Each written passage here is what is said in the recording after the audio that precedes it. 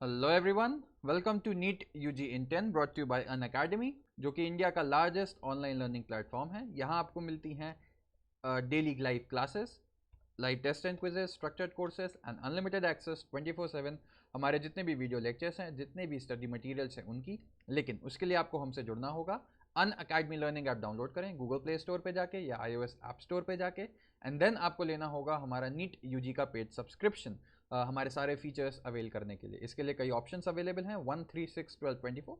Since NEET UG का syllabus काफ़ी vast है, थोड़ा टाइम टेकिंग होता है, इसलिए 1 साल या 2 साल का पैकेज सबसे ज़्यादा पॉपुलर है। एंड आप देखेंगे कि 1 साल के पैकेज में आप सिर्फ 6000 और ऐड करते हो तो आपको मिलता है 2 साल का पैकेज।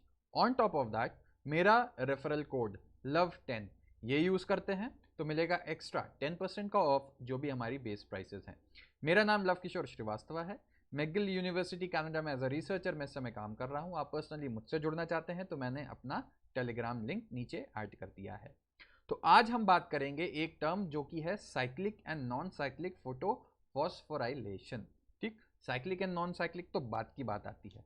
What is phosphorylation? ठीक, फॉस्फोराइलेशन का क्या मतलब होता है? एटीपी बनना। सिंपल शब्दों में बता रहा हूं, बिल्कुल एटीपी बनना। अगर ये एटीपी लाइट की प्रेजेंस में बनेगा तो होगा फोटोफॉस्फोराइलेशन। ठीक है, साइक्लिक और नॉन साइक्लिक क्या है अभी हम आगे देखेंगे। ठीक, तो अभी ध्यान रखना, व्हाट इज फोटोफॉस्फोराइलेशन? फॉस्फोराइलेशन यानी ATP generation in the presence of light. ठीक है, चलो अब बात आती है कि देख लें आपकी बुक क्या कहती है। Living organisms have the capability of extracting energy from oxidizable substance and store this in the form of energy.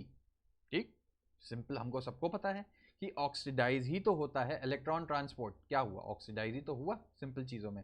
तो क्या होता है? ऑक्सीडेशन होके एनर्जी रिलीज होती है, यही होता है। इसीलिए हम खाना खाते हैं, वो खाना ऑक्सीडाइज होके एनर्जी के फॉर्म में ही तो रिलीज होता है। अच्छा, ये एनर्जी किस फॉर्म में होती है? एटीपी। ये तो what is this? Adenosine triphosphate. ठीक, इसको ऐसे लिखते हैं।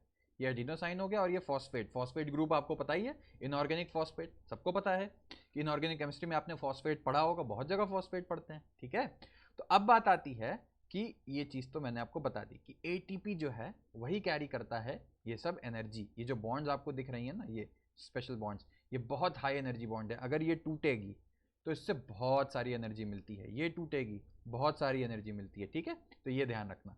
अब बात आती है कि the process by which ATP is synthesised. ठीक है, ये आपको मैंने बता दिया। एटीपी कहां कहां बनता है? Powerhouse of the cell आप सब जानते हैं, माइटोकॉन्ड्रिया तो होता ही होता है। दूसरा, क्लोरोप्लास्ट भी हो रहा है। क्यों? क्योंकि यहां फोटोसिंथेसिस हो रही है, और फोटोसिंथेसिस में क्या होता है? एटीपी बनेगा।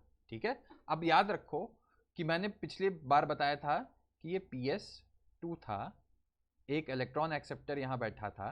फिर ये जो प्रोसेस जा रहा है इलेक्ट्रॉन सिस्टम का, यहाँ पे भी एटीपी बनता है। ठीक है, क्या होता है क्या है हम आगे इसको डिटेल में डिस्कस करेंगे। ठीक है, अभी बस इतना जान लो कि एटीपी बन रहा है यहाँ। तो क्या हो रहा है? वहाँ पे भी फॉस्फोराइलेशन हो रहा है। तो कहाँ कहाँ हुआ? माइटोकॉन्ड्रिया में तो होता ही है, मेन एटीपी वहीं से आता है, सबको पता है। क्लोरोप्लास्ट में भी हो रहा है। ठीक, तो phosphorylation is the synthesis of ATP from ADP. तो क्या होगा? एडीपी कुछ नहीं, बहुत सिंपल सी चीज है। एडीपी यानी कि ये हुआ डाइफॉस्फेट, 2 फॉस्फेट, इसमें एक इनऑर्गेनिक फॉस्फेट जोड़ दोगे तो क्या बन जाएगा? एटीपी। ठीक है, तो कुछ नहीं होता, इसमें एक इनऑर्गेनिक फॉस्फेट मतलब फॉस्फेट, एडीपी में एक फॉस्फेट जोड़ दोगे तो बनता है एटीपी। इसीलिए ये लिखा है कि ATP from ADP and inorganic phosphate. And सबसे इंपॉर्टेंट है कि ये फोटोफॉस्फोराइलेशन है, तो लाइट का होना तो बहुत जरूरी है। ठीक है, तो ये ध्यान रखना। सिर्फ फॉस्फोराइलेशन होता तो हम क्या कहते हैं? ATP from ADP and inorganic phosphate. Sentence उतने में सही हो जाता। ठीक, अब बात आती है जो साइक्लिक और नॉन साइक्लिक क्या होता है। साइक्लिक का मतलब मान लो ABC, ये चीज हुई अगर, है ना, यही तो साइकिल हुआ कि A से B जाता है, B से C जाता है, फिर वापस A पे आ जाता है। और अगर ऐसे चल रहा है, ठीक, और फाइनली इसका कुछ होगा, तो देखो अब C से वापस A पे तो नहीं जा रहा है, तो ये नॉन साइक्लिक हो गया। तो बेसिक साइक्लिक नॉन साइक्लिक क्या होता है ये समझ लो, अब आगे हम देखेंगे। हम पढ़े थे कि अभी फोटोसिस्टम 2 और फोटोसिस्टम 1, अब तुमको याद होगा कि फोटो सिस्टम 2 से चला था और फाइनली NADPH बन गया। तो ये इलेक्ट्रॉन वापस फोटो सिस्टम 2 पे तो नहीं आया, फोटो सिस्टम 2 को इलेक्ट्रॉन कहां से मिल रहा था? स्प्लिटिंग ऑफ वाटर से मिल रहा था, है ना। तो तुमने देखा कि जो PS2 इलेक्ट्रॉन लूज कर रहा था, जैसे इस केस में मान लो ये इलेक्ट्रॉन लूज करता है तो ये B के पास आएगा, C के पास आएगा, वही वापस आ जाएगा। लेकिन इस केस में ये जो इलेक्ट्रॉन गया ये फाइनली कहीं और चला जाएगा, X के पास, ठीक। तो वो इलेक्ट्रॉन तो वापस आया नहीं है A के पास। तो यही चीज हमारी फोटो सिस्टम्स में हमने देखी थी कि फोटो सिस्टम 2 से इलेक्ट्रॉन निकला, इलेक्ट्रॉन एक्सेप्टर पे गया, इलेक्ट्रॉन ट्रांसपोर्ट सिस्टम से होता हुआ फोटो सिस्टम 1 में गया, फाइनली NADPH बन गया।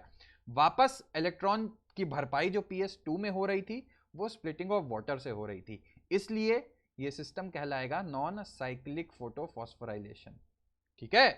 अब एक बात और ध्यान रखना कि ये सब हो कहां रहा है, क्लोरोफिल कहां मिलती है? थाइलाकॉइड के मेम्ब्रेन में। थाइलाकॉइड कहां प्रेजेंट होता है? क्लोरोप्लास्ट के अंदर प्रेजेंट होता है, ठीक है।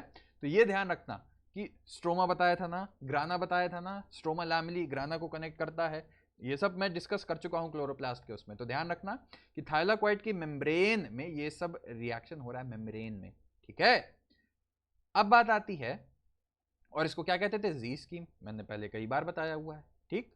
और कहानी कहां खत्म होती थी? यहाँ ATP और NADPH बन रहा था, ठीक है।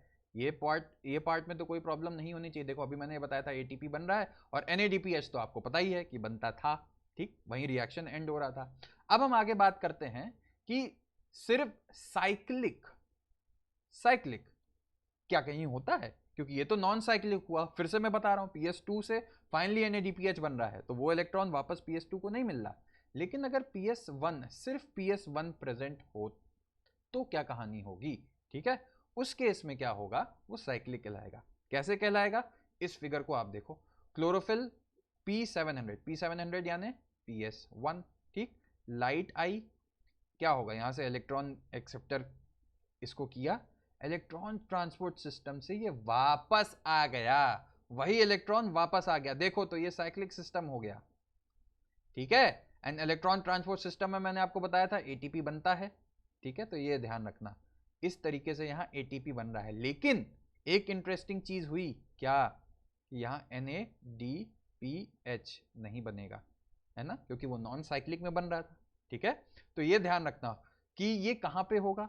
वो तो हमारा नॉर्मल थाइलाकॉइड के मेम्ब्रेन में हो रहा था, ये कहां पे होता है? Stroma lamellae. What is stroma lamellae?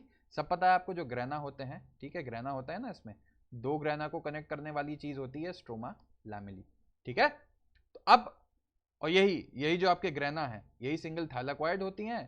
Thylakoid की ही मेम्ब्रेन में, इसकी मेम्ब्रेन में क्या प्रेजेंट है? हमारे क्लोरोफिल प्रेजेंट है, ठीक है। जो भी जो आपने अभी नॉन साइक्लिक फोटोफॉस्फोराइलेशन देखा वो वहां होता है, और साइक्लिक वाला कहां होगा? ये स्ट्रोमा लैमेली की बात हो रही है, ठीक है। क्या होगा अब इसमें? जो ग्राना है, वाइल मेम्ब्रेन आपको पता है क्या होता था? Both PS1 PS2। Stroma lamellae जो है इट लैक्स PS2, आप देख ही रहे हैं इस सिस्टम में सिर्फ PS1 है। तो क्या होगा फाइनली? NADP नहीं बनेगा। और ये इलेक्ट्रॉन आपको डायग्राम से सब समझ में आ रहा है, आगे समझाने की कोई जरूरत ही नहीं। क्या होगा? फिर से देख लीजिए, लाइट ने इसको एक्साइट किया, PS2 सिस्टम है ही नहीं यहाँ पे, ठीक है। PS2 नहीं है तो इसका इलेक्ट्रॉन निकला, ये इलेक्ट्रॉन निकला, इलेक्ट्रॉन एक्सेप्टर में जाएगा, इलेक्ट्रॉन एक्सेप्टर से वापस इलेक्ट्रॉन सिस्टम ट्रांसपोर्ट सिस्टम से वापस इसमें आ गया वही इलेक्ट्रॉन, ठीक है। तो अब आपने देखा कि किस तरीके से बाहर इसका इलेक्ट्रॉन जो है कहीं खो नहीं जा रहा, और ATP यहाँ पे बनेगा, यानी कि फॉस्फोराइलेशन होता है, because formation of ATP is phosphorylation, and इस टाइप के फॉस्फोराइलेशन को साइक्लिक कहेंगे, ठीक। तो बाकी ये सब पॉइंट जो है मैंने सब क्लियर कर दिया।